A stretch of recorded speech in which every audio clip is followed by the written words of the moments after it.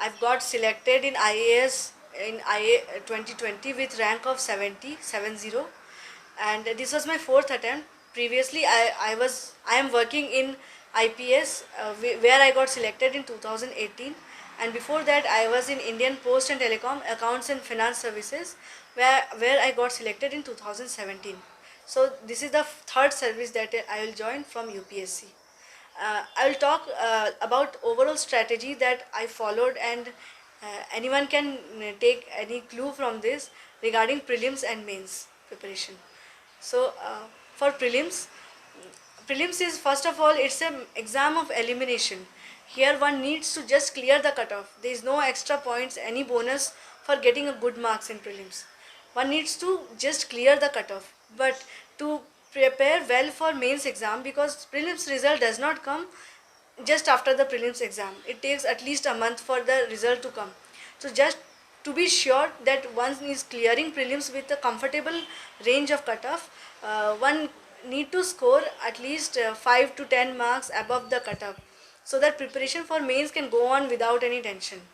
And prelims has become nowadays quite unpredictable and a bit random also, because they are just 100 questions and lakhs of people are tested on those 100 questions only. So I'm talking about gs part of prelims.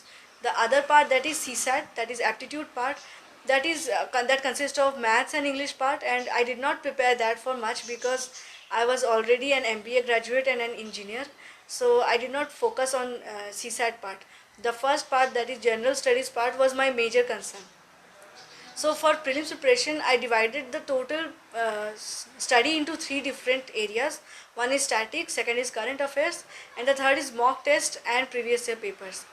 So one need to be thorough with static and current affairs before attempting any mock paper. So static is the base, it's the foundation. Static book list one can find from any popular website like Vision, Insights, IS Baba, any website. They give all the list of books what one need to follow for history, geography, polity, environment, economy, anything. So I took up one of such list and saw what all books they are recommending for history, for geography, and I purchased those books. Along with that, I also followed NCRT for, especially for geography, history, and economics, especially NCRT of class 11th and 12th. So these basic static book I kept on revising again and again, and because I was studying from my home itself without any coaching, without any idea of how these subjects are, because I am a science student, always not into arts subject, I found little bit difficulty in starting up the preparation. So I took the help of YouTube. YouTube has lot of channels with lot of videos explaining about, say, if you are not understanding what they're talking about in art and culture, there are many websites like Mrunal is there, and such other websites are there where you can find series of videos explaining, where a lecturer is explaining everything. So that becomes very comfortable for an aspirant who is preparing for home. And similarly for geography, I followed some YouTube channel series. For history also I followed. So somehow my 50% of preparation came from YouTube and websites only, and they acted like coaching institutes for me, and it was very comfortable preparing like that. So static part, one need to be very thorough. For that, one need to study once with full understanding and then keep on revising on that. Then current affairs, again, because I had just 3 to 4 months of time for appearing for prelims exam, I could not start reading newspaper because it would take 1.5 hours minimum for someone who is starting up with newspapers. So again I searched on YouTube and I found there are many channels which come up with daily news analysis kind of thing. So I used to do a lot of different works, like I used to eat and keep on listening to those daily news channels and all, so that I save my time and also I keep on understanding what's going on. So this way I completed last 1 year syllabus of newspaper. I read 1 year newspaper like that on YouTube itself. I never read a physical paper because for me I was really time constrained and it was going to take a lot of time. So once these things were complete, I went for appearing for test papers. So I took one test paper, like one institute's test paper as base material, and I appeared for all the test papers like an exam, in an exam mode, so that one needs to know if one is guessing how much of your guess is correct, how much of your how is your accuracy, and how much time you're generally taking for a 2 hour long paper, how much time you are yourself taking.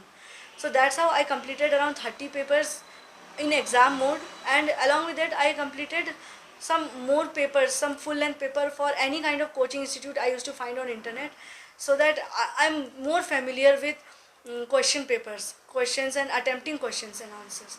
There I never give, I just give these 30 papers in exam mode.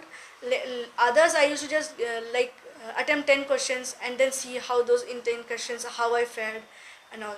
But but I would say that test papers are the most important part of prelims preparation, because that's what give you a feel of real exam. How much ever you study and how much knowledge you gather, it won't matter if you are not able to produce it in the exam hall. So test papers give you the practice for that. So in all, I like in exam mode and in non-exam mode, I completed around 50 papers. So I was very confident before going for prelims. So I would advise all the aspirants that go for test papers. And because preparation wise, current affairs and static preparation, you will never feel 100% confident that you know everything.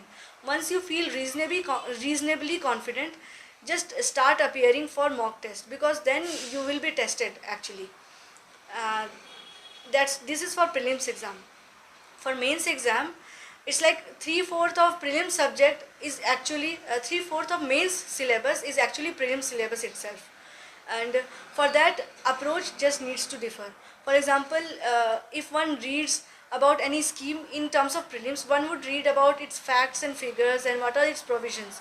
But for the mains exam, the same scheme would be read about why and how. It becomes more analytical.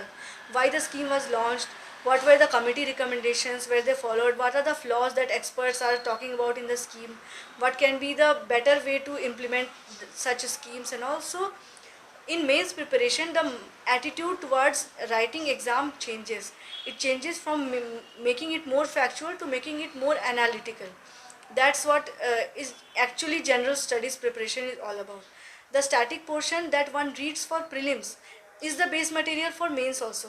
Plus there are few little bit extra materials, like for world history one need to study in mains. And also for not just world history, there are some committee recommendations like ARC recommendations, and some committee recommendations which come up for say for any committee recommendation for any schemes that comes up, that keeps on appearing in newspaper, one needs to study, which we do not study for prelims, because that's only important from mains and interview point of view. So this approach is required in mains. And along with that, one needs to be very careful with optional selection and preparing for optional, because it's the optional only that in most of the cases takes you to a better rank, and even for qualifying. So these are all general studies preparation, but one need not forget about optional. One more thing about general studies is that ethics paper is a different kind of subject. You cannot find anything directly related to ethics and morality in news or current affairs, but you need to infer. Ethics paper requires lot of examples which you can quote, and understanding of basic definition only. Because there is no standard source for ethics, you need not fear. Take it as a general studies paper, but give it an ethical point of view. Test everything what is there from an ethical point of view. What is right, what is wrong. uh, One need to be one can uh, prepare ethics from after taking clue from test series paper answers, model answers, how they are appearing, how they are writing the answer, how they are writing the case studies, how they are solving, what are the ethical terms they use in the answer, that one need to be careful about. uh, Apart from that, no extra preparation for ethics is needed, that is GS4. And similarly for essay paper, essay is also one of such paper where which is quite unpredictable, it is said. It's like either sometimes one get very high mark which one does not expect, and sometimes also similarly very low marks, but one can assure that one gets an average mark with a decent preparation. If you read the essay guidelines in the gazette, UPSC gazette, it it comes out that it wants us to write concisely, write in a flow, write in simple language. Only these 3 4 things if one keeps in mind, and keep the answer very diversified, keep one's essay very diversified, analyzed from different points of view, which one can do with GS preparation itself. Like GS 1 talks about history and geography, GS 2 talks about polity and international relations, then economics, then ethics. In all these angles, any topic can be analyzed in essay. So one, these 3 4 points, if one keeps in mind and keeps on writing essays, need not join one, need not be like you go to test series center and write and get it evaluated. You can write it yourself and just look at your own essay after 3 4 days. You will have a different set of mind while reading your own essay. I used to do like that and it helped me. So it's like essay preparation, one can assure that one gets an average mark. One cannot go below average if one is in writing in simple words, in lucid language, in a flow and diversified, and justifying the topic. It's not necessary that one need to cover up it with all the quotes and facts and figures, but yeah, this thing helps. But even if it is not there, it does not mean that one's essay becomes something which won't fetch you mark. It's not like that. So this is all about mains preparation.